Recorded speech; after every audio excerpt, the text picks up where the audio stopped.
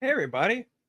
Welcome to another episode of The Bitter Pill and my occasionally appearing mic. I don't have a real green screen, so it does some weird things. I'm Jeff Melton, your host, and today I'm going to talk some about the International Criminal Court Chief Prosecutor Karim Khan recently issuing a arrest warrant or calling for an arrest warrant for two top Israeli leaders, Prime Minister Benjamin Netanyahu and Defense Minister Yoav Gallant, as well as three major leaders of Hamas. And let me just first of all show you what exactly he said, or what the order said.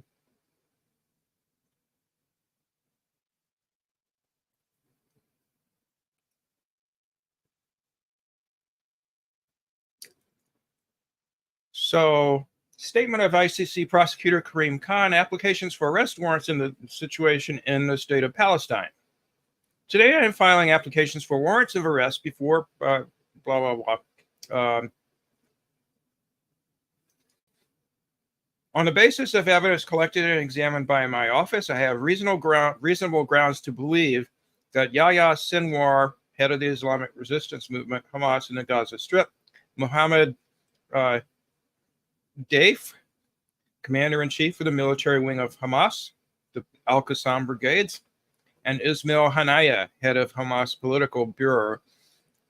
So he has reasonable grounds to believe that they bear criminal responsibility for the following war crimes and crimes against humanity committed on the territory of Israel and the state of Palestine in the Gaza Strip from at least 7th of October 2023. Extermination is a crime against humanity, contrary to Article 7 of the Rome Statute. Murder is a crime against humanity, contrary to Article 7, as a war crime, contrary to Article 8.2. I'm not sure what he means by extermination. Does that mean genocide? I'm not sure. Taking hostages is a war crime. Rape and other acts of sexual violence, blah, blah, blah. Torture, other inhumane acts, whatever those are. Cruel treatment is a war crime, contrary, blah, blah, blah. Outrages upon personal dignity, blah, blah, blah. My office submits that the war crimes alleged in these applications were committed in the context of an international armed conflict between Israel and Palestine and a non-international armed conflict between Israel and Hamas running in parallel. We submit that the crimes against humanity charged were part of a widespread and systematic attack against the civilian population of Israel by Hamas and other armed groups pursuant to organizational policies. Okay, so and there you have it. They're trying to say, well, both sides are equally guilty of war crimes. Never mind that Israel is the one committing genocide. My office submits that there are reasonable grounds to believe that the three Hamas defendants are criminally responsible for the killing of hundreds of Israeli civilians in attacks perpetrated by Hamas, in particular by its military wing, Al-Qassam, and other armed groups. Sorry, just looking at something there. On 7th of October 2023, and the taking of at least 245 hostages. As part of our investigations, my office has interviewed victims and survivors, including former hostages and eyewitnesses from 6 major attack locations, various settlements, and the Supernova Music Festival. The investigation also relies on evidence such as CCTV footage and authenticated audio, photo, and video material, statements by Hamas members, including the alleged perpetrators named above, and expert evidence. It is the view of my office that these individuals planned and instigated the commission of crimes on 7th of October 2023, and have, through their own actions, including personal visits to hostages shortly after their kidnapping, acknowledged their responsibility for those crimes. We submit that these crimes could not have been committed without their actions, etc. During my own visit to Kibbutz Be'eri and Kibbutz Kfar Aza, as well as the site of the Supernova Music Festival in Reim, which is a town where there's an Israeli military base. I saw the devastating scenes of these attacks and the profound impact of the unconscionable crimes charged in the applications filed today. Never mind who caused the devastation that he saw. As we've talked about before, or as I've talked about before on this show, it certainly doesn't look like the scale of the damage fits with something that could have been produced by weaponry possessed by Al-Qassam and other Palestinian fighters. Speaking with survivors, I heard how the love within a family, blah, blah, blah, were contorted to inflict unfathomable pain through calculated cruelty and extreme callousness. These acts demand accountability. My office also submits there are reasonable grounds to believe that hostages taken from Israel have been kept in inhumane conditions. You mean like not having adequate food because Israel's trying to starve Gaza? And that some have been subjected to sexual violence, including rape, while being held in captivity. We have reached that conclusion based on medical records, contemporaneous video and documentary evidence, and interviews with victims and survivors. My office also continues to investigate reports of sexual violence committed on 7th of October. Okay. He's in here with me. Sorry. Go ahead.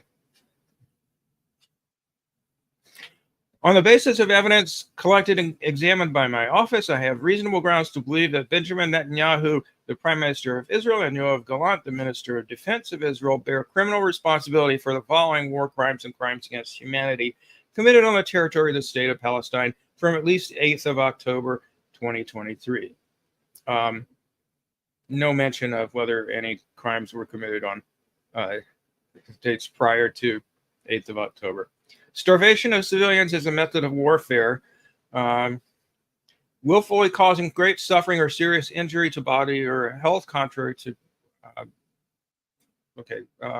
willful killing, intentionally directing attacks against the civilian population, extermination and or murder, persecution is a crime against humanity, other inhumane acts as crimes against humanity. I'm curious what the other inhumane acts that he is referring to are in either this or the Palestinian case. Notice that some of these things that he mentions are methods for carrying out a genocide, although he doesn't mention anything about genocide in his charges. My office submits that the war crimes alleged in these applications were committed in the context of an international armed conflict between. Already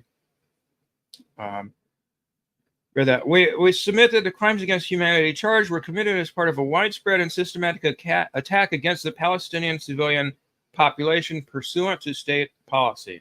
Okay, so he is definitely being very direct about most of the crimes committed by the IDF on behalf of the Israeli government. These crimes in our assessment continue to this day. My office admits that the evidence we have collected, same sort of evidence as with the evidence that he alleges exists for the Palestinian offenses. This occurred through the imposition of a total siege over Gaza that involved completely closing the 3 border crossing points from 8th of October 2023 and for extended periods thereafter, and then by arbitrarily restricting the transfer of essential supplies, including food and medicine, through the border crossings after they were reopened. The siege also included cutting off cross-border water pipelines from Israel to Gaza, Gaza's principal source of clean water, since Israel bombed a lot of their water treatment facilities for a prolonged period beginning October 9th, 2023, cutting off and hindering electricity supplies from at least 8th October until today. This took place alongside other attacks on civilians, including those queuing for food, obstruction of aid delivery by humanitarian agencies, and attacks on and killing of aid workers, which forced many agencies to cease or limit their operations in Gaza. My office submits that these acts were committed as a part of a common plan to use starvation as a method of war and other acts of violence against the Gaza civilian population as a means to, one, eliminate Hamas, to secure the return of the hostages, which Hamas has abducted, and C, collectively punish the civilian population of Gaza, whom they perceive as a threat to Israel. So, given what you know about what Israel has actually done, and indeed what he's charging them with here, how exactly are Israel's actions part of a strategy for eliminating Hamas or securing the return of the hostages? We know that the only hostages that Israel has gotten back, a bit over 100, I think it was, back in late November, were obtained through a ceasefire agreement, a temporary ceasefire agreement, where there was a mutual agreement to exchange hostages being held by Hamas and other groups that abducted and were holding them. It wasn't just Hamas that abducted people.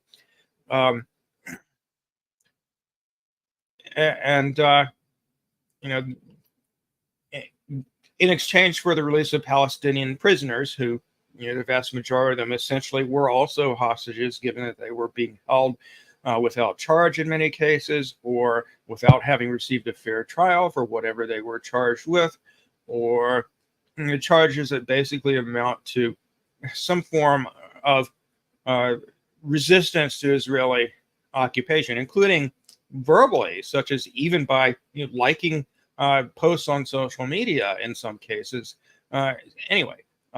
So my point is that's the only time that this supposed objective of Israel of securing the return of hostages was actually partially achieved, was when Israel was not doing all these war crimes, but there was a ceasefire which Israel violated, but we won't get into that.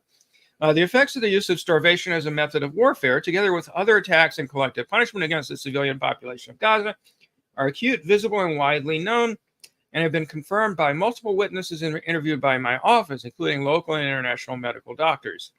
They include malnutrition, dehydration, profound suffering, and an increasing number of deaths among the Palestinian population, including babies, children, and women. Famine is present in some areas of Gaza and is imminent in other areas. As UN Secretary Guterres warned, 1.1 million people in Gaza are facing catastrophic hunger, the highest number of people ever recorded anywhere, anytime, as a result of an entirely man-made disaster. If you dig into the details, he is being accurate about how severe and how deliberate the acts by Israel have been in terms of their intent and their consequences. Israel, like all states, has a right to take action to defend its population. That right, however, does not absolve Israel or any state of its obligation to comply with international humanitarian law. Notwithstanding any military goals they may have, the means Israel chose to achieve them in Gaza are criminal. Okay, let's see. Let me see if I've got any comments at the moment. Nope, not so far. Okay, y'all feel free to share your thoughts. There seems to be a glitch with comments on YouTube for some reason, because I sent a greeting prior to the beginning of the stream, and I got a message that said YouTube rejected your comment. This usually means they think it's spam, which is ridiculous, because obviously I was sending a message that, among other places, went to my YouTube channel from StreamYard, but whatever. Hopefully you can comment. Please share your thoughts.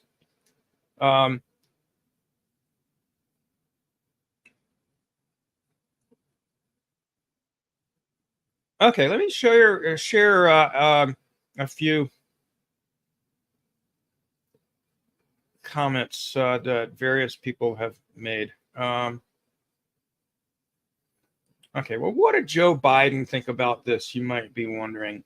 You can't be anything good.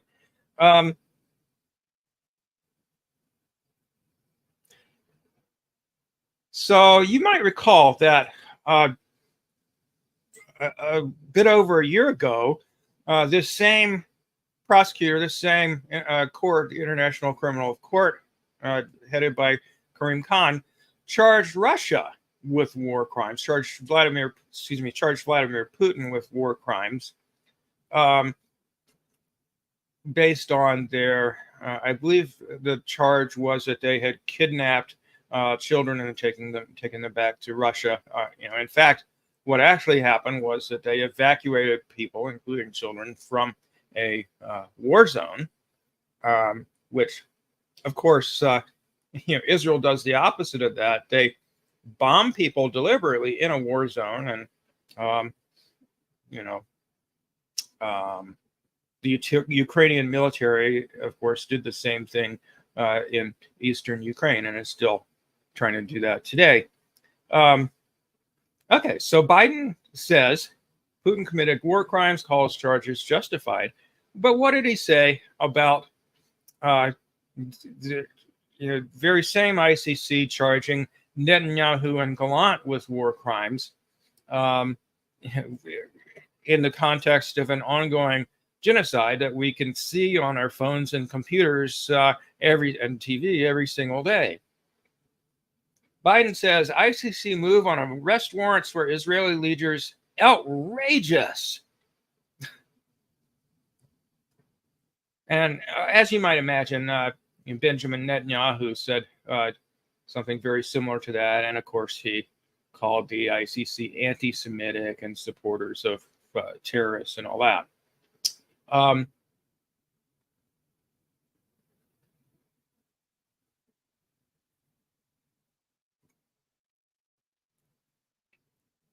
Well, let's look at what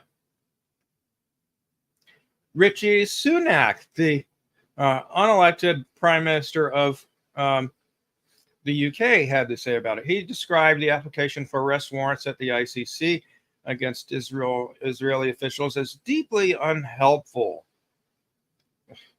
And this person asks, unhelpful for what? White supremacy, the global capital coup, BlackRock? Okay, so there were similar statements by many other Western leaders. The French government, however, did support the ICC's indictment. So it seems like slowly the tide is turning. You have countries like France and Canada. I'm not sure what Justin Trudeau and his gang had to say about the ICC's indictment, but they have stopped sending weapons to Israel and took back their cutoff of funding for the UN's Palestinian Relief Agency. And you have countries like Spain and a couple of others in Europe that are not as fully behind the Israeli genocide as they might have been at the beginning.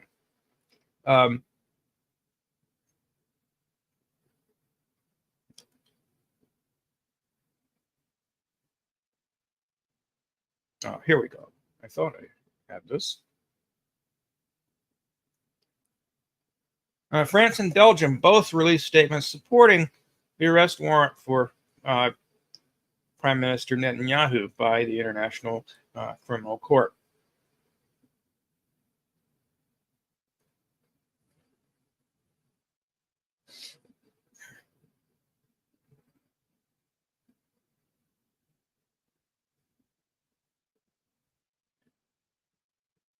So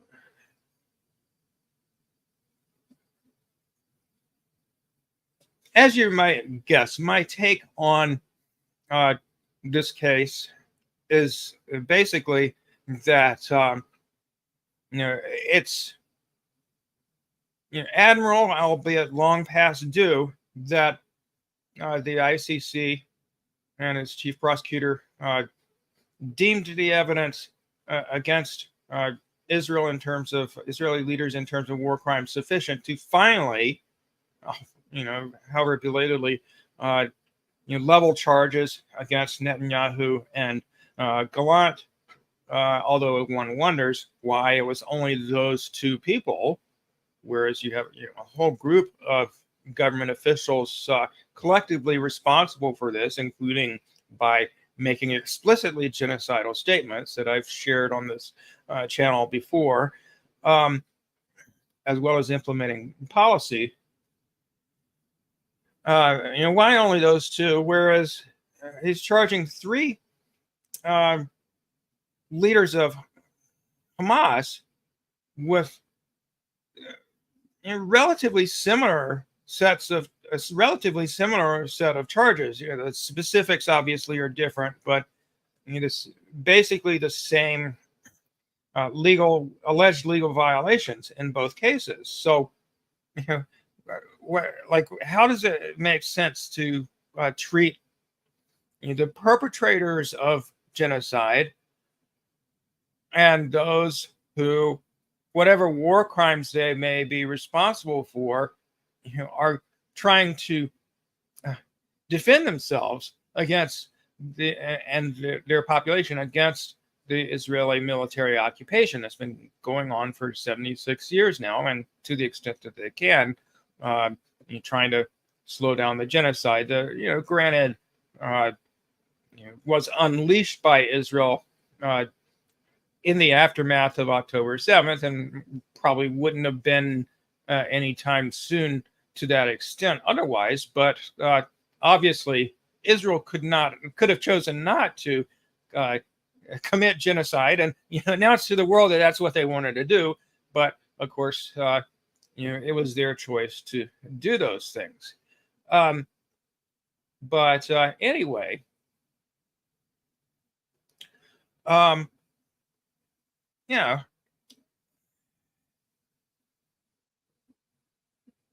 Most obviously, this charge of rape or advocating mass rape against the Hamas leadership, is absurd given the evidence that we have. Now, one person who apparently disagrees with that assessment that I just made is Michael Tracy, who had this to say. He said, "This is one of the most sensible and fact-based indictments of Hamas to date, but ironically, pro-Israel fanatics will ignore it because the same general approach was applied to Israel." Okay, that's true. Pro-Hamas fanboys will also ignore no greater sin in this conflict than even-handedness. He's being sarcastic there, but is it being even-handed to level basically the same charges against two groups where the evidence against one group is much stronger than the evidence against the other group? In particular, the evidence regarding the crime of rape, which many Palestinian women, both and children too, I might add, both and some men, both before and after October 7th, have alleged that prison guards or IDF soldiers have raped them and otherwise sexually harassed or assaulted them. But we don't even hear of that in the ICC's charges. Now, Michael Tracy has a very interesting history regarding this issue because he has denied both with regard to Tara Reid's allegations that Joe Biden raped her and other women's allegations that Joe Biden engaged in sexual harassment or assault against them, or really most allegations by women against politicians. Michael Tracy has acted as a rape apologist. So I said, fact-based regarding these allegations. Just as one example, what evidence, pray tell, is there that any rapes were committed by Hamas fighters on 10/7, let alone that Hamas leaders encouraged rape? And there literally hasn't been a single woman who's come forward and said she was raped on October 7th, as I say there. Meanwhile, you typically dismiss allegations of women who say various political figures raped them, even when the allegations are extensively corroborated. You're massively hypocritical on this issue. Similarly, I'd like to see what evidence there is that Hamas leaders encouraged the kidnapping of civilians or the deliberate killing of the same. So I'm not saying that there's no evidence that they encouraged the kidnapping of civilians. I'm saying, where is the evidence? My understanding is that they haven't got any at this point, that Hamas leaders encouraged the kidnapping of civilians as opposed to soldiers, who constituted, the vast majority of those that Al-Qassam specifically kidnapped. I also said, what evidence is there that Hamas leaders encouraged the deliberate killing of civilians? Now, granted, there have been cases, or there were cases on October 7th of armed Palestinians deliberately killing civilians. So, no denying that. But the question is, did the three Hamas leaders who were charged by the ICC encourage those actions, or did they in fact discourage them? Let's wait and see what evidence the ICC comes up with, but I haven't seen it so far. So I went on to say, taking prisoners of war, soldiers, during battle isn't a war crime, and killing civilians unintentionally isn't one either. Not that there weren't instances of individual Hamas fighter. Okay, I said that. All right, so that's what I had to say.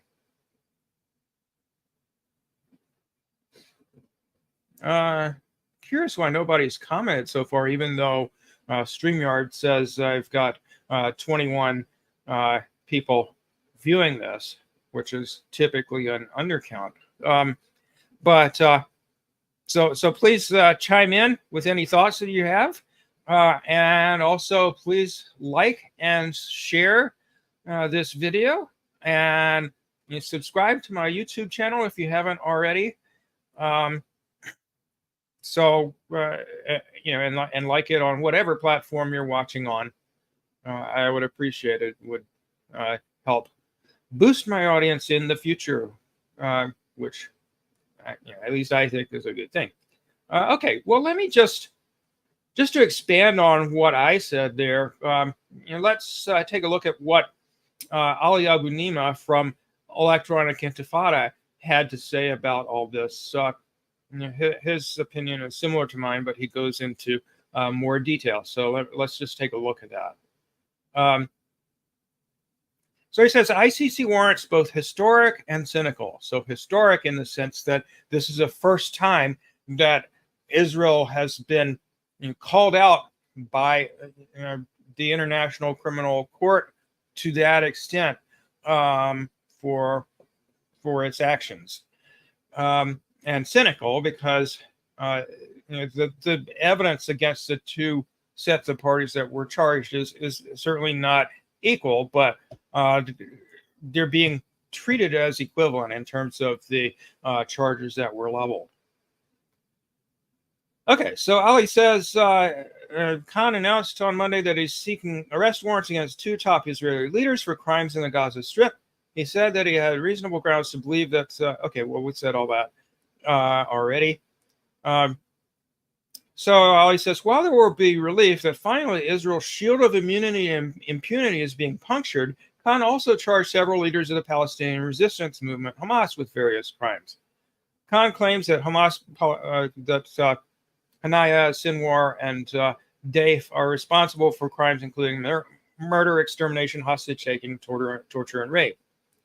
I don't think I mentioned torture earlier. There's not any evidence that I'm aware of that Hamas has been torturing anybody. And meanwhile, there's just reams of evidence reported widely by every human rights group under the sun that isn't under the thumb of the Israeli government that torture is routine of Palestinians in Israeli prisons, detention camps, etc. The political nature of the charges against the Hamas leaders is clear from the fact that Khan has charged more Palestinians with crimes than Israelis.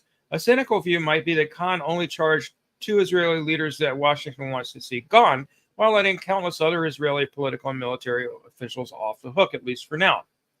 Moreover, Khan included the charges of rape and sexual violence, giving credence to Israeli atrocity propaganda that has been thoroughly debunked and for which Israel has presented no credible evidence. And of course, if you've been following this closely, you know that Ali and others in his outlet, Electronic Intifada, have been among those that have thoroughly debunked these charges. It is notable that while Khan explicitly charged the Palestinian leaders with torture, that word does not appear in the charges against Netanyahu and Gallant, even though there are many credible reports of systematic torture against Palestinians on a horrifying scale. Most glaringly, Khan failed to lay any charges against Netanyahu and Gallant under Article 6 of the ICC's founding Rome Statute, the section that deals with genocide. Okay, I didn't realize that was something within their specific founding document that they could have and didn't charge Netanyahu and Gallant with. He only charged them under Chapters 7 and 8, which address crimes against humanity and war crimes, the same articles he used against the Hamas leaders. So again, almost an exact parallel in the charges against the two groups of leaders, even though, except for the notable exception of charging Hamas leaders with responsibility for torture, but not Israeli leaders, even though the evidence says that it's been Israel and not Hamas that's engaged in torture on a routine basis. Khan could also have filed charges related to Israeli crimes elsewhere in Palestine. For example, Israel's construction of illegal colonies all over the occupied West Bank, a crime that has been ongoing for decades. By failing to do so, he is feeding the false impression that history began on October 7th, 2023, which, that's a great point. Although, correct me if I'm wrong, Ali, but I'm pretty sure that the ICC has in the past charged Israel with constructing illegal colonies all over the occupied West Bank. Resistance is always criminalized. Ali heads this part. While Khan can attempt to market all this as demonstrating equal justice, it is no such thing. It is an outrageous and false equivalence. He cannot maintain a shred of credibility if he did nothing against Israeli leaders, so he did the minimum he thought he could get away with. And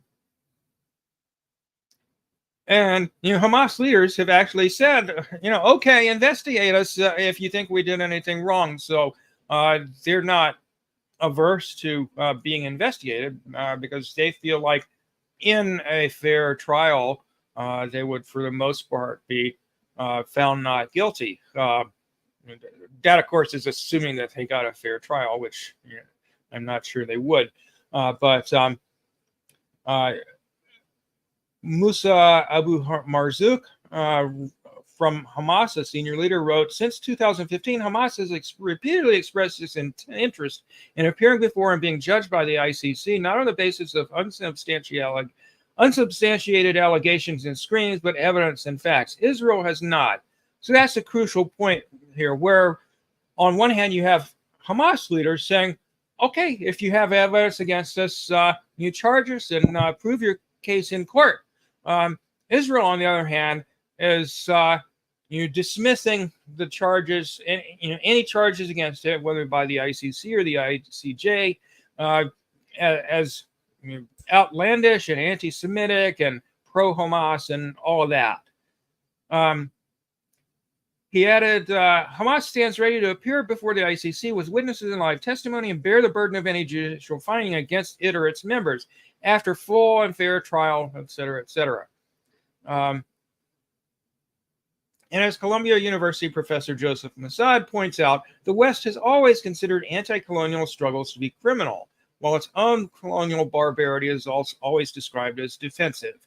Israel, quote unquote, has the right to defend itself, even though, in fact, Israel is engaged in military occupation, which those being occupied have the right to attack. In this context, Khan's blatantly political effort to downplay Israel's crimes is par for the course. I assume he's referring to their well, nah, I guess I'm not sure what he's referring to, but what came to mind for me was the fact that they you know, went out of their way to charge Russia with war crimes, but they certainly haven't charged the Ukrainian government with any.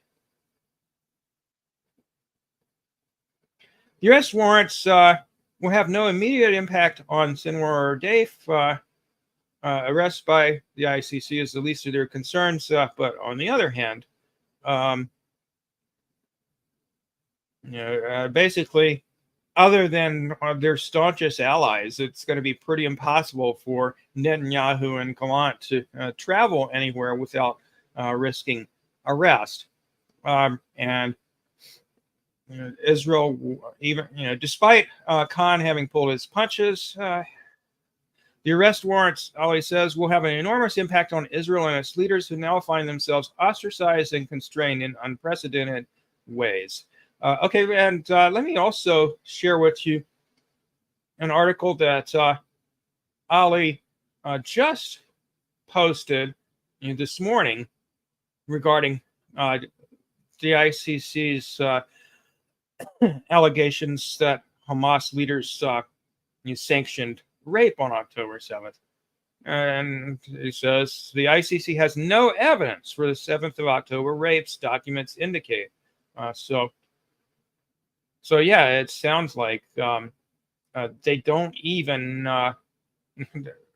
as I suspected, they don't actually have any evidence, even though they claim that they do. There are many vexing aspects to Monday's announcement by, and this is the first time I've actually had a chance to read this article, so I'm reading it to you and reacting to it live. There are many vexing aspects to Monday's announcement by Khan that he's seeking arrest warrants for Israeli Prime Minister Netanyahu and Defense Minister Gallant and 3 leaders of Hamas, that he should charge the leaders of a legitimate resistance against military occupation and equate them with the leaders of a criminal regime that is perpetrating genocide is questionable enough. But it is particularly bizarre that Khan would charge Haniyeh, the Hamas Politburo chief and a civilian political leader who almost certainly had no role whatsoever in planning the October 7th resistance operation. That can only be... All right, that's something I didn't know, and that's a great point. If he had no role in planning the operation, how on earth does it make any sense to charge him with whatever happened on October 7th that was criminal in nature? That can be only be aimed at delegitimizing Hamas in line with Western political imperatives. It may well hamper Haniyeh's constructive role as a mediator in efforts to negotiate a ceasefire, something that Hamas has been trying to do in the face of consistent U.S.-backed Israeli rejectionism, starting way back in early October, as I've said before. Hamas was trying to negotiate a deal for a mutual release of hostages / prisoners and a ceasefire, and Israel's constantly refused. But that Khan has charged Haniyeh along with Sinwar and Deif with sexual violence and rape is absurd. Although it is only an accusation, the fact that the ICC prosecutor seeks formal charges adds weight and credibility to the claims and will thus feed the notion that there is some factual basis to Israel's entirely debunked atrocity propaganda about Hamas using rape and sexual violence as a weapon of war. And, of course, for details about the debunking, you can look to Electronic Intifada and The Cradle and several other sites. But the most important argument against the notion that these allegations are credible is that as of yet, no woman has come forward and said she was raped by Palestinian militants on October 7th, whereas many, many Palestinian women have said they were raped while in prison or detention camps or just in general. by Israeli soldiers or police. What does Khan say? In fact, both Khan's announcement and a report by an advisory panel of international law experts convened by the chief prosecutor indicate that Khan found no evidence of such attacks on 7th October that he could base any charges on. Khan's charges against Hamas leaders, including rape and other acts of sexual violence, and also as war crimes pursuant to article blah, blah, blah, in the context of captivity, which he italicizes. Pay close attention to the words I've emphasized. Later in his announcement, Khan asserts that there are reasonable grounds to believe that hostages taken from Israel have been kept in inhumane conditions, and some have been subjected to sexual violence, including rape, while being held in captivity. We've reached that conclusion based on medical records, contemporaneous video and documentary evidence, and interviews with victims or survivors. Well, there haven't, again, been any interviews with victims/survivors of October 7th where they have said, I was raped by a Palestinian. No woman has said that. Khan then adds, my office also continues to investigate reports of sexual violence committed on 7th October. That is all he says about rape and sexual violence. The ICC expert panel report contained one paragraph mentioning rape and sexual violence that contains very similar language. The report that comments that with respect to the three Hamas leaders, the chief prosecutor seeks to charge them with the war crimes of rape and other forms of sexual violence, torture, cruel treatment, and outrages upon personal dignity, and the crimes against humanity of rape and other forms of, for acts committed against Israeli hostages while they were in captivity. The panel notes that the prosecutor's statement that his investigations continue, including in relation to evidence of sexual violence on October 7th itself. So basically, if you read between the lines, they're admitting that they have no evidence whatsoever that any rapes occurred on October 7th itself, which we all thought, based on these charges, that this was what it was about.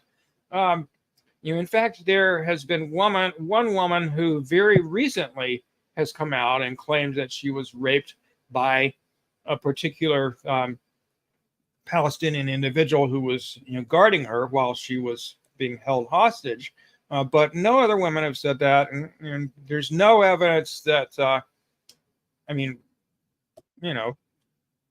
she hadn't said anything about it before now. There's no evidence that any other women were raped. There's no evidence tracing this back to the Hamas leadership or in any way indicating that they would sanction such a thing. Okay, so Ali goes on, no evidence related to 7th of October. What is notable here? First, the charges of rape and sexual violence refer only to such alleged crimes occurring after 7th October against persons in captivity and not on 7th October as part of any systematic plan.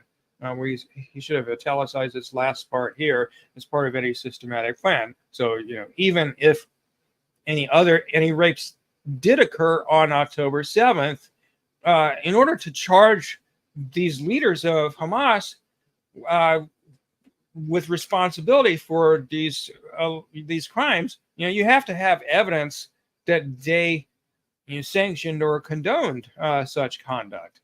And Khan and his colleagues have presented none.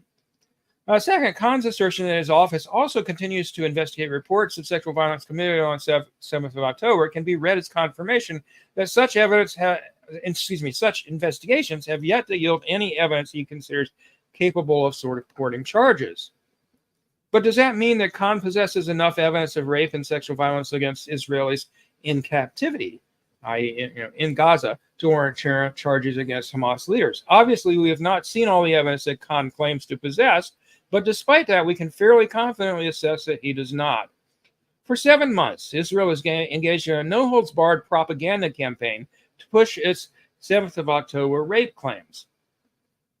Not only has it failed to identify a single credible victim or eyewitness of 7th of October rapes, but all of its atrocity claims about sexual violence on that day have collapsed under scrutiny. So you have people whose story keeps changing, and they didn't mention anything about rapes until the government started its no-holds-barred propaganda campaign in early December. After, basically what happened was, there was a lot of evidence to suggest that while on one hand, Israel brutally treated prisoners and their families during the process of releasing them as part of this prisoner/hostage exchange deal. But the evidence also suggested that Israeli captives have been treated fairly well while in captivity. Many of the captives themselves said that. Israel started this propaganda campaign of mass rape, in earnest after that period where there were exchanges of hostages/prisoners. For 7 months, Israel is engaged in a no-holds-barred propaganda campaign to push its October 7th rape claims. More like 5.5 months. They've gone all out with this. Even Physicians for Human Rights Israel has had to repudiate the false claims that helped Israel disseminate. An attempt by a once respected human rights group to salvage the credibility is perhaps fatally damaged by indulging in atrocity propaganda.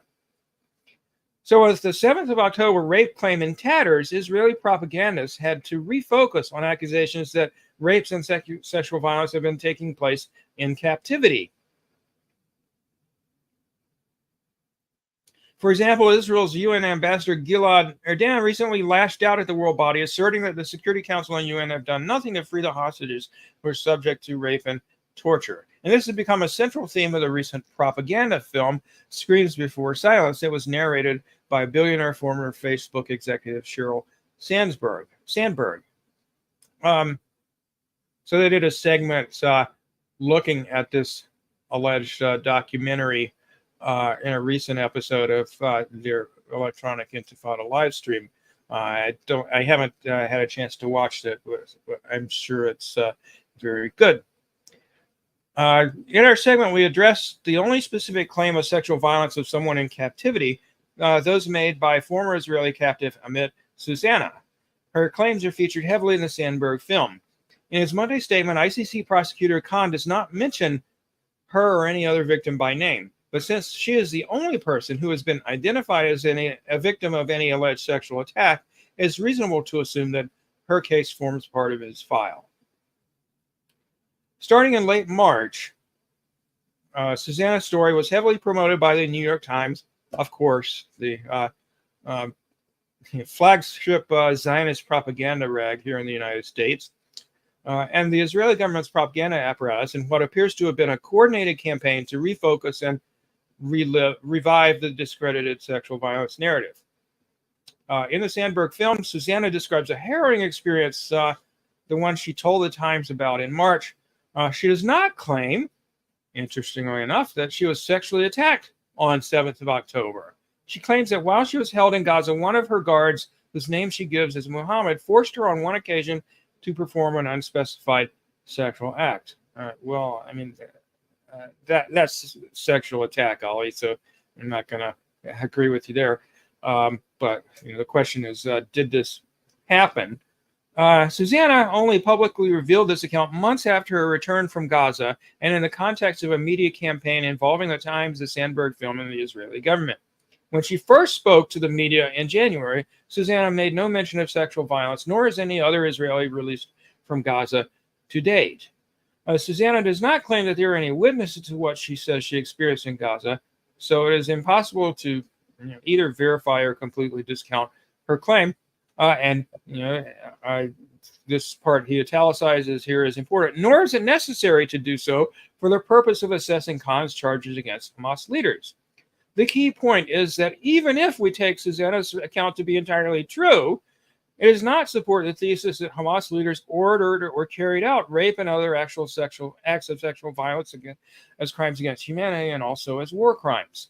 So again, the charges here pertain to allegedly Hamas leadership condoning or ordering rape and other war crimes on October 7th. And if one person was raped in captivity later, that's neither here nor there regarding whether or not Hamas leadership condones this. Susanna describes one individual taking advantage of his power over her in an isolated situation and on a single occasion. Nothing in her account, again, even if it taken as completely true, sustains the accusation that there was a campaign of mass rape on 7th of October or against Israelis held in captivity afterwards. Of course, as noted, it is possible that Khan has other evidence, but if such evidence existed, Israel would undoubtedly have aired it already as part of its propaganda campaign. But they haven't. Meanwhile, Khan has so far completely ignored the mounting evidence of systematic sexual violence against Palestinians by Israel, including first-hand victims' account. All that goes to underscore the political nature of Khan's charges against the Palestinian resistance leaders. Charges that appear designed to lessen and dilute the effect of his necessary but belated and far from adequate charges against Netanyahu and Gallant. Ali sums it up very well. I'm not sure what I can add to that. It's just pretty clear that he's bending over backwards to kind of soften the blow, which of course hasn't prevented Israel from denouncing him in the ICC as anti-Semitic and pro-Hamas, and their charges against them specifically were outrageous and so forth. Lots of hypocrisy all around, but nonetheless, I think we should be heartened to see that finally the International Criminal Court, despite the obvious pro-Western bias of its chief prosecutor, Karim Khan, which has been documented on many occasions, former UN official Craig McIver has spoken out against Khan's bias with regard to both the Israeli-Palestine conflict and other venues on many occasions. And certainly we see in the case of his thus far evidence-free charges against Russian President Vladimir Putin. They're very biased. Okay, well, I've been going on for about an hour now, and I think we've covered what we know about this so far pretty well.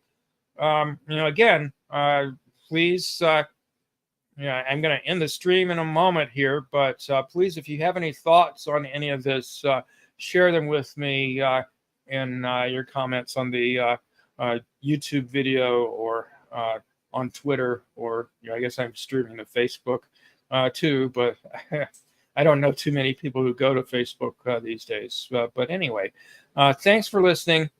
And again, just to announce, I'm hoping to do an interview pretty soon with Jill Stein and also with one of the leaders of the encampment here at Indiana University. Not here as in I'm at Indiana University, because at this point I'm just a community resident. But anyway, I'm hoping to interview Bryce Green, co-organizer of the anti-genocide encampments at Indiana University, and political science grad student and writer for Fairness and Accuracy in Reporting. He was recently suspended from IU's campus for 5 years as a result of his, basically they are trying to boot him out of grad school as punishment for his organizing a protest against genocide. Quite ridiculous. So anyway, I will talk to you really soon, and keep up the good fight, everyone. Cheers.